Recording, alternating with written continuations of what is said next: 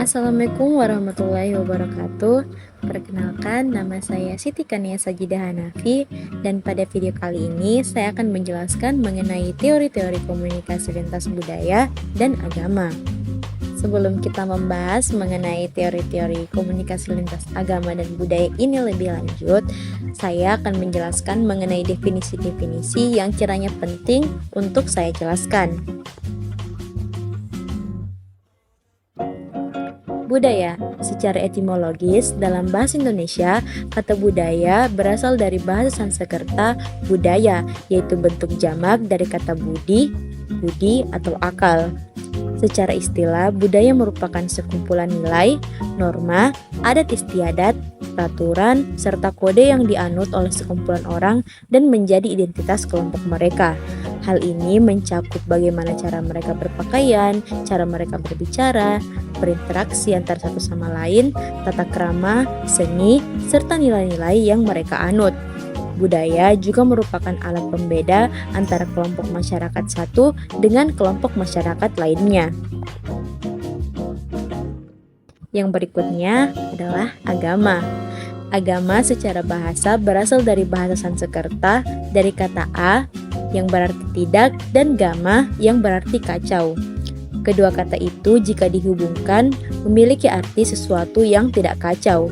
Jadi, agama dalam pengertian ini adalah sesuatu yang memelihara integritas seseorang atau sekelompok orang agar hubungannya dengan Tuhan, sesamanya, dan alam sekitarnya tidak kacau.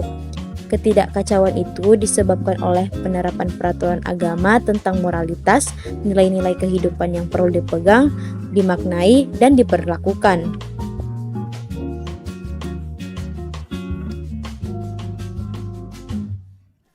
Agama dan budaya adalah dua bidang yang dapat dibedakan tetapi tidak dapat dipisahkan. Agama bernilai mutlak, tidak berubah menurut perubahan waktu dan tempat. Sedangkan budaya, sekalipun berdasarkan agama, dapat berubah dari waktu ke waktu dan dari tempat ke tempat. Kebanyakan budaya itu berdasarkan agama, namun tidak pernah sebaliknya, agama yang berdasarkan budaya. Oleh karena itu, agama adalah primer dan budaya adalah sekunder. Berikutnya adalah komunikasi lintas budaya. Komunikasi lintas budaya adalah komunikasi yang terjadi saat anggota dari satu budaya tertentu memberikan pesan kepada anggota dari kebudayaan yang lain. Komunikasi lintas budaya merupakan komunikasi yang terjadi antar orang atau kelompok dari budaya yang berbeda, baik itu berbeda sistem atau berbeda unsur-unsurnya. Di dalam sebuah budaya sendiri terdapat 5 unsur utama, dan unsur-unsur inilah yang bisa membentuk serta membedakan budaya yang satu dengan budaya yang lainnya. Unsur-unsur ini meliputi sejarah, agama, nilai, organisasi sosial, dan bahasa.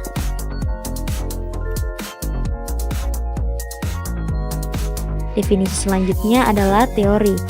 Teori merupakan sekumpulan konsep, definisi, dan proposisi yang berfungsi untuk melihat fenomena secara sistematik dan menyeluruh melalui spesifikasi hubungan antar variabel sehingga dapat berguna untuk menjelaskan dan meramalkan fenomena. Sederhananya, teori adalah konsep yang dapat dikaji, dikembangkan, dan dijadikan alat untuk meramal suatu fenomena oleh peneliti. Setelah mengetahui dan memahami definisi-definisi yang kiranya perlu kita ketahui, maka kita akan masuk ke dalam materi teori-teori komunikasi lintas agama dan budaya. Yang pertama adalah teori negosiasi wajah. Teori yang dikemukakan oleh Stella Tingtumi pada tahun 1985 ini menjelaskan bagaimana seseorang mempertahankan wajah atau citra diri mereka dalam interaksi sosial berdasarkan budayanya. Budaya pada teori ini dibagi menjadi dua, yaitu budaya individualis dan budaya kolektivis. Budaya individualis adalah budaya yang memandang hak individu itu lebih tinggi daripada kelompok. Budaya ini banyak ditemukan di Amerika, Kanada, Australia, Selandia Baru, dan Eropa. Sementara budaya kolektivis adalah budaya yang memandang hak kelompok itu lebih tinggi daripada hak individu. Budaya ini banyak ditemukan di Asia, Arab, Afrika, dan Eropa bagian selatan. Selanjutnya adalah teori budaya organisasi. Teori ini dikemukakan oleh Richard West dan Lee H. Turner pada tahun 2007. Teori ini menjelaskan bahwa budaya organisasi adalah kerangka kerja kognitif yang meliputi sikap, nilai, norma, dan ekspektasi bersama yang dimiliki oleh anggota organisasi. Budaya organisasi dibentuk oleh sejarah organisasi, diyakini bersama, dan mempengaruhi tindakan serta perilaku anggota organisasi itu. Budaya organisasi memberikan identitas unik bagi suatu organisasi dan membedakannya dari organisasi-organisasi lainnya. Teori yang terakhir adalah teori relativitas linguistik. Teori ini dikemukakan oleh Edward Sapir dan Benjamin Leavenworth.